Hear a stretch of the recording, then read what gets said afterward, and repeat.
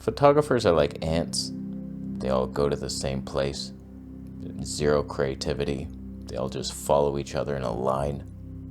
They bring home crumbs to their family, and they gather photographs to feed their queen. Doesn't mean if 5 of them came to me for help, I'd refuse. What? All I want is the perfect camera. All I want is the perfect camera. All right, we have a lot to learn today. We have a purchase announcement. A Voigtlander 21mm Tony 1.4 lens. Dare you dream that? I have way too many primes in this focal range. Right now, we're on the Zeiss Batis 18mm 2.8. I also have the Sony 20mm 1.8. This now, 21mm. Zeiss 25mm Tony 2. It's way too much happening in this range, so I'm thinking one of you is going to win today. Likely the Voigtlander, and then we sell off everything else. As much as I love telephoto glass, for in here, it's just easy and fun to have a wide angle. You gotta have one in your arsenal. It's just, which one? They all have their advantages and disadvantages, so was that your question? If I can buy just one camera for videography, which one should I buy? Sony ZV-E1, Sony a7S III, Sony a7, a7C. All Sony, huh? So like nothing else is an option to you? You should peek over the fence at what's greener over there. What if the grass is greener? You're not going to eat it? That's stupid. So, okay, you're in Sony, I'm with you. If it's me, you just have to ask yourself 3 questions, I think. If it's me, obviously Sony a7S III is your best option. Can you afford it? There's your first question. No? Then you're knocking yourself down a list. ZV-E1, can you live without the viewfinder? Because if you're doing wildlife, good luck with that. So like that's out. Are you ever going to do wildlife? If not, if you're just filming yourself, you could get by, but even out filming something, that EVF comes in handy at times. But you throw a little sunny weather mode on, the monitor's super bright, you could get by. So ZV-E1 lighter, better color science maybe? It'll be good enough. Some like interesting modes that it'll follow you around. I've shown you I can just replicate it in post. And the 30% dynamic stabe could be fun. When you're talking about A6700 now, are you okay with huge crops? Because like you have A7S III specs, but you're cropping in so hard to get it. Like not only is it APS-C crop, but then the 4K 120 is a huge crop, and then HD 240 is a huge crop. Side rant. When I say HD, you know what I mean. It's 1080p. Nobody talks about 720. Every time I mention HD, this and that's full HD. Or were you talking about, you moron, it's 720p. Go marry Cinderella back in the 70s. She wouldn't pick you, even though you wear glass feet, slippers. You're a bitch. And A7C2, why did you even mention that? You're joking, right? That's like A7 IV level specs, 4K 60 with the crop. Come on. You're going to take pictures too? That's on your time, not on mine. So, if it's me, most people, ZV-E1's going to be good enough unless you need the viewfinder. A6700, you could get by. That could be a nice little wildlife kit with the 70 to 350. Boom. Let us switch lenses. Shaboom. 20mm 1.8 now. Now what you should be seeing is slightly more background blur, but at the cost of a flat bullshit 2D rendering. That's what I've noticed. It's sharp. Does it even show up here? I don't even think it does much. So it's like when you're out in nature and you pick a scene, the 3D pop lenses show so much. It's like, wow, I'm in there. I'm diving. You have your like Nikkor 85mm 1.2 and it's just this 2-dimensional plane. You're like, why did I buy that? Versus like the Zeiss, where is it? Oh my God. The Zeiss 85mm 1.4, are you joking? Are you joking right now? That thing, like that's magic in a barrel. You're a monkey in a barrel. But Sony's a dick, and 20mm 1.8 is the only lens that is a Sony lens, and it's stable with the active stabe when you're vlogging. So like, what are you gonna do? The 18mm will look better for vlogs, but it's more shaky. And this one would be even better, but it'll be even shakier. Was that your question? 20mm, not bad, a Steinbeck gift. I'm not selling it. Is Panasonic G9 II a contender for you? For what? Why? Why would it be? I've had it. I reviewed it. It's okay. But like, what would it do for me? A lot of you don't understand this one thing. You just sink this into your brain for a second. I have a Sony a7S III. That is the ledge that I'm judging all other cameras by. I have this beast that was made in 2020. It stormed the scene and it took over. It was like horsemen riding over your gerbil family. Like, we conquered you. You're done. So like when I say Z6 III, like, it's a fantastic camera, it's not quite there yet. People are like, this guy's never gonna be happy. I'm already happy with the A7S III. I'm just thinking it'd be nice to move beyond it one day. As a camera channel addicted to gear and buying it and selling it, it'd be nice to have something new. The camera is actually the more fun new thing to buy. So like, where's my A7S IV that's beating this? But all the rumors are saying it's going to be worse. It's like, we're never beating this thing. Was that even your question? So G9 II, it's like, you have 300 frames per second. That's the only thing you have that's better than this, but it's manual focus only. That just limits you so hard. You can do it for wildlife, back button focus. How did I pronounce button? Back button focus. Back button focus? It wasn't the proper way to pronounce it, but you can get by back button focus and then manual tweaks. Okay, but street videography, which I do sometimes, just pointing it, you can't. With the Sony, I can just point it, not even looking at my subject, and it's in, guaranteed almost, unless I aim too high, which I often do. I miss a lot of shots. But G9 II, you have nothing. And if you had a wildlife prime, I might even be on board. We need a Leica 300mm Tony 4. Because we know the Olympus lens doesn't sync stay, no thank you. And then like update your slow-mo to have autofocus. Get with the rest of the times. Like Nikon just did 240p for the first time in their life and it autofocuses. You're the only one holding back the autofocus in slow-mo modes. Why? Just do it. So as of right now, Panasonic G9 II just wouldn't really have a purpose, or the GH7. Like, they're both the same camera. And if you're doing this, I don't really love Panasonic colors, so it's not like you're beating my A7S III for much in here. If you're vlogging, okay, you're more stable, but if I want to get B-roll, turn it around, all my slow motion has manual focus only, so you're out. And then if it's wildlife, you have no lenses. It's only the 200mm prime, which is not enough reach, and then the 100 to 400, which is a completely unusable lens due to the stiff zoom ring, the super long manual focus throw, stiffness. You can alter that in post-production facilities, in camera. No. I just realized I had active stay on the whole time. I have to refilm the 2 segments. Alright, I'm just going to show you the Zeiss Batis.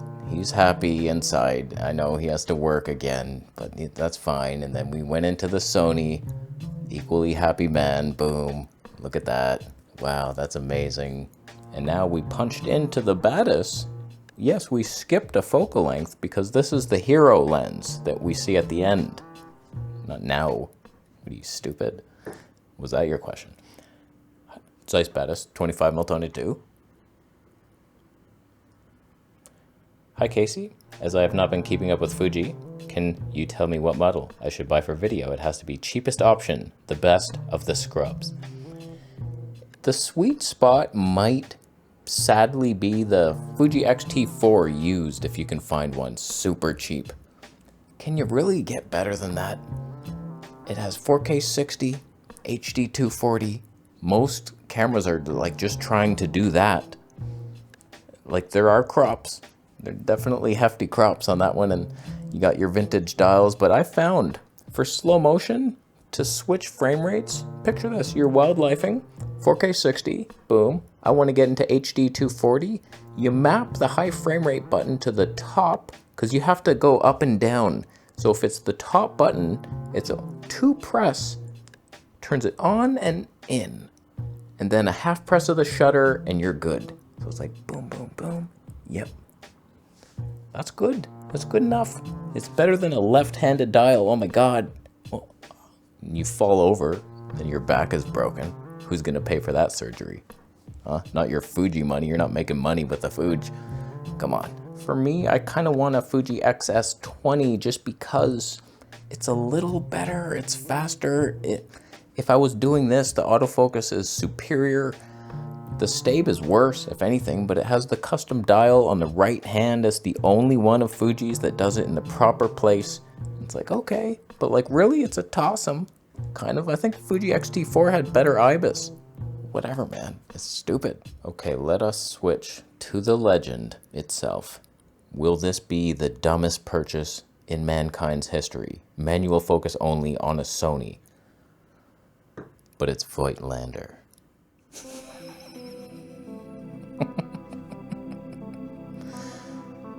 Voigtlander glasses upon us. They might be my favorite company for lenses, although Canon EF L lenses are gaining steam really hard. They're not beaten by anyone. 21 mil, 1.4, so we super blurriest background of them all. Still wide, fun, manually focusing, but you can see it, kind of. Was I off? I could have been. I feel like I am. Oh, God. Oh, you piece of shit. Ah. Hey. Not bad. Maybe. I don't know if I can vlog with the damn thing. In another video, we'll try that, but I feel like the Stabe's not going to be good. I would like to hear your opinion on the Sony Xperia phone. It's got Zeiss glass. Does it? Look, I don't know what happened to our world where everybody just decided, hey, let's not try anymore. Let's remove all the fun things we used to be able to do. It's like you're getting old and useless. Sony phones used to do 960 frames per second. It was fun. All their little ZV-1s could do it. The RX 100s Mark maybe 3 and up did 960 frames. No problem. Fun. You want fun? We got it. Now they just remove. They remove and they die in a puddle. But it's like, what the hell is happening with our world? Like, everything's just getting worse. I feel like we just stumbled upon technology. We found it. We have no idea how to improve it. It's like going into Egyptian pyramids and you find this battery and it's like, wow, that really works. It's just copper in a water clay pot. Wow, let's make this better. Well, I have no idea how they even did that. Like, what was the reasoning behind it? I don't know. Let's put an aluminum lid on. Oh, that made it worse. We killed Fred. He tested it. Oh, I'm so sorry, Fred. So, like, we're dumber. So, like, what the hell are you doing, Sony? You used to have fun modes. Same with Huawei. 7,000 frames per second.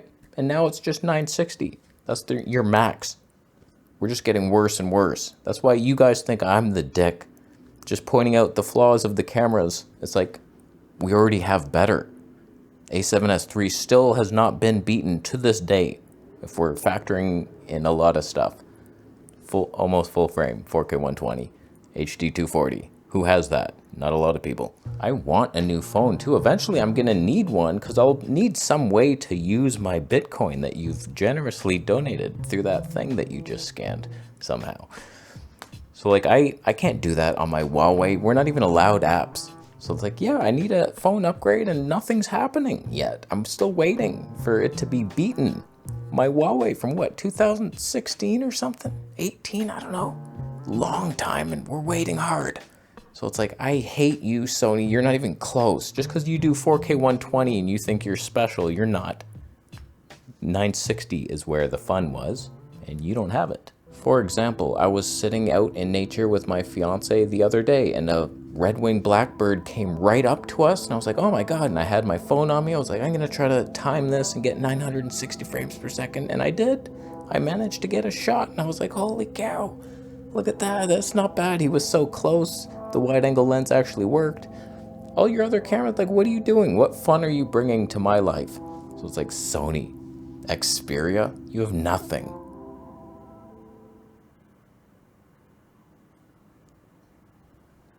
I moved closer. That's the dunnies back there. You seeing those dunnies.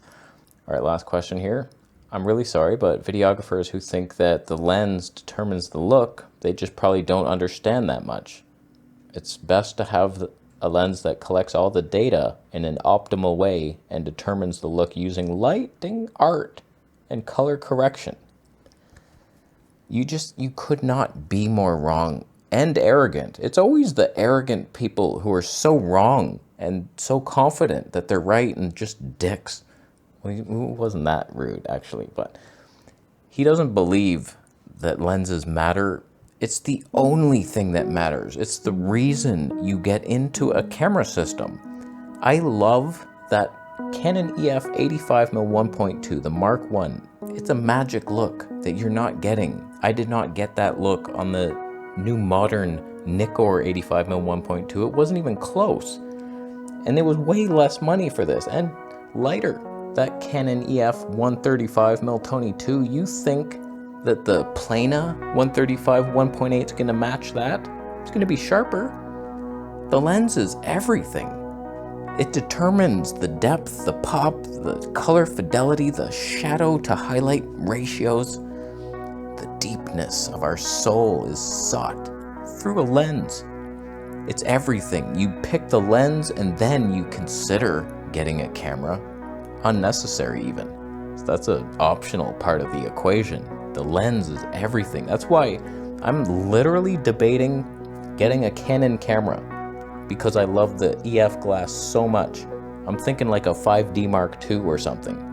Something stupid cheap, but just magical. I bet ya the vintage touch to that sensor that you're not gonna see that in a modern Canon EOS R type of thing, or the 6D Mark II even, that line skippy 1080p. My God.